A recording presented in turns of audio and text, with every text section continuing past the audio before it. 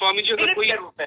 अगर अगर मान लीजिए कोई केवल ज्ञानी है, कोई तीर्थंकर है या कोई केवल ज्ञानी है, वो भी अगर मान लीजिए कोई मीठी वस्तु खाते हैं, मान लीजिए वैसे तो उनको डिस्चार्ज मुंह भी खत्म हो गया है, बट फिर भी अगर उनका संजोग ऐसा आता है कि वो मीठी वस्तु कुछ खाते हैं तो उनके डिस्चार्ज को भी मिठास अनुभव होती है, बट उनको सुन नहीं लगता। केवल ज्ञानी को तो देहाद्यास शून्य हो गया है, तो इसको सेपरेट चैप्टर ही खत्म हो गया है। देह को जो होना है, देह का मतलब मन वचन काया को जो होना है वो होता रहेगा, इससे कोई मतलब नहीं है। जब केवल ज्ञान हो गया तो उसका सब्जेक्ट ही खत्म हो गया। जब प्रतिष्ठित आत्मा ही नहीं है तो फिर स्वामी प्रतिष्ठित आत्मा ही नहीं है तो फिर मतलब ही नहीं है ना। तो स्वामी जी जो वो बिल्कुल देहाद्यास खत्म हो गया, तो क्या वो कैसी स्थिति होती है? क्या उसमें ऐसा लगता है कि जैसे ये तो बिल्कुल सेपरेट ही अलग ही है, पड़ोसी की तरह? हाँ, मैकेनिकल रहेगा। जैसे अभी अगर हमारे सामने कोई जैसे बताओ, हमारे सामने घर पे टीवी चलता है और टीवी में प्रोग्राम आ रहे हैं, हम देख रहे हैं, फिर टीवी चालू है, हम सो गए, तो टीवी तो चलता है मगर हमारे लिए कोई मीनिंग नहीं है, नो फीलिंग एट ऑल। तो हमारी फीलिंग अलग है और टीवी की फीलिंग अलग है। टीवी चलता रहेगा क्योंकि हमने ऑफ नहीं किया। इस लेवल तक सेपरेशन अनुभव यही होता है। ये तो मैंने आपको एग्जांपल दिया। मतलब कोई कंसर्न ही नहीं रहेगा। सोने का मतलब होता है वी नो कंसर्न। आप समझे? एग्जांपल इस तरह ले देखा है। सोने का मतलब सो जाना नहीं है, कंसल्ट ही नहीं है हमको। मन वचन काया उनकी अवस्था से कोई कंसर्न नहीं है। केवल ज्ञानी को कोई मतलब नहीं है उसका। इस लेवल की सेपरेशन के लिए तो बहुत परिश्रम करना पड़ेगा स्वामी। हाँ, उसी के लिए तो ये आध्यात्म विज्ञान है ना, आगे बढ़ने के लिए। और उसमें कोई फिजिकल लेबर तो है नहीं।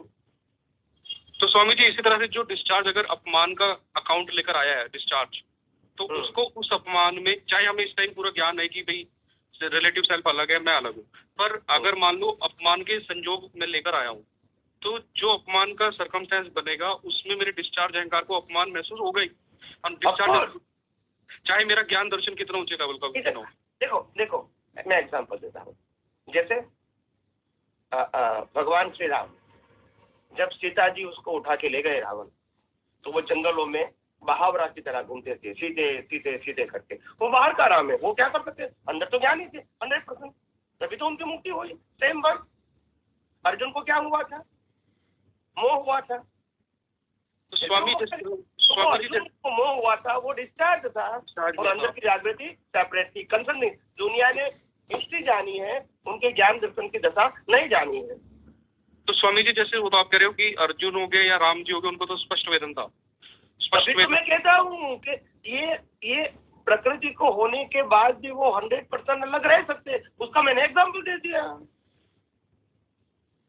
तो उस समय जैसे आप कह रहे हो कि सीता जी को जब ले गए और राम जी इधर उधर घूम रहे थे, परेशान हुए, तो उनके अंदर का जो उनका प्रतिष्ठित आत्मा तो है नहीं खैर अभी, लेकिन अंदर का जो कोई ज्ञान दर्शन तो सर उनका ऊंचा लेवल का है, तो उसमें कुछ उनको ये जानकारी थी कि ये तो डिस्चार्ज में हो रहा है, मैं जरूरत ही नहीं है, वो तो बियॉन्ड हो गए।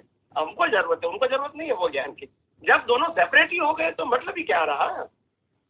देखो कार कितने की है, कौन से कंपनी की है, वो कैसे चलती है, उनका इंश्योरेंस क्या है, उसका मेंटेनेंस चार्जेस क्या है, पेट्रोल कितना यूज होगा, वो सब्जेक्ट तब होगा जब आपके पास कार है।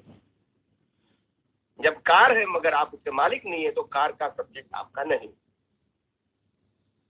कार बने हैं मगर आप इसके मालिक नहीं है तो सब्जेक्ट भी नहीं है आपका। भले ना कार है, दुनिया में लाखों कार होगी मगर मैं मालिक नहीं हूं तो मेरा सब्जेक्ट भी नहीं है।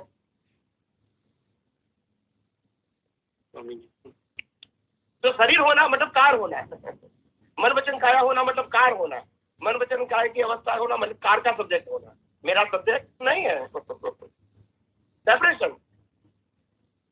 इसीलिए बोला गया है कि वो जो उनके कर्म होते हैं वो जली हुई रस्सी की तरह होते हैं, मतलब पल देकर बस डिस्चार्ज हो रहे हैं।